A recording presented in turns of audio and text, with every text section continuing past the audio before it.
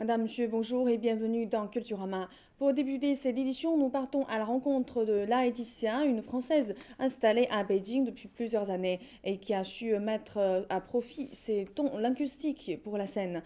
En effet, cette jeune femme qui parle couramment le chinois et qui comprend même le dialecte de certaines régions a su se faire un nom dans le milieu du spectacle grâce à son talent artistique.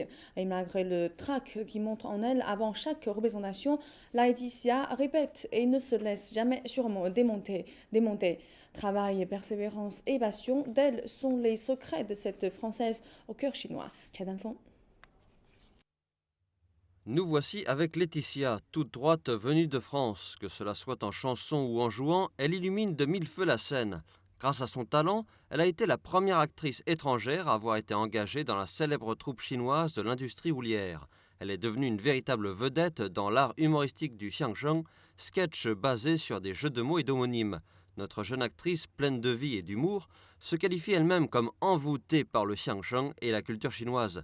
Elle va jusqu'à vouloir s'enraciner en Chine pour satisfaire sa soif. J'ai commencé à apprendre le chinois à Paris, mais c'était surtout par les livres et surtout le chinois classique. Donc j'aimais aussi le théâtre, comme l'art du comique ou même des fois l'humour très noir. Enfin, j'aime beaucoup tout ça. J'aimais aussi beaucoup le fait d'apprendre grâce au sketch. Au sketch, par exemple, de xiangsheng, d'art comique traditionnel. Parce que à l'époque, les acteurs étaient tellement bons que même sans comprendre réellement mot par mot ce qu'ils disaient, je comprenais ce qu'ils voulaient. En 2004, Laetitia a eu l'opportunité de participer aux Années croisées France-Chine. Elle a interprété un monologue d'humour chinois à sang-froid, Moi, c'est moi, devant un public encore peu initié à l'humour chinois. Depuis, elle est devenue la messagère privilégiée entre les cultures chinoises et françaises. C'est d'ailleurs sur les planches qu'elle a aussi découvert l'amour avec un autre membre de la troupe. En effet, ils ont cultivé leurs sentiments, autant sur scène que pendant les répétitions, dans un respect mutuel.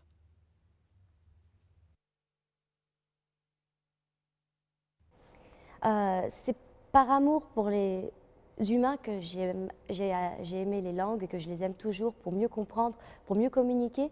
Et c'est par amour de la scène que je suis restée en Chine parce que c'est une pédagogie comme on peut trouver dans les écoles, mais beaucoup plus artistique. Et j'espère pouvoir rendre plus de gens encore plus heureux, leur permettre de voir de beaux spectacles. C'est par amour pour Pékin et c'est par amour pour ce pays que je suis restée, car il m'a donné une famille. Et c'est aussi par amour pour mon mari que donc nous sommes toujours ensemble, que ce soit sur la scène ou dans la vie. Et donc c'est ici que j'ai trouvé mon bonheur, donc je ne suis pas prête de partir. Comme elle le dit, si on la qualifie encore d'âme vagabonde, elle peut maintenant dire avec fierté qu'elle s'est enracinée à Beijing. Cha Danfeng, CCTV.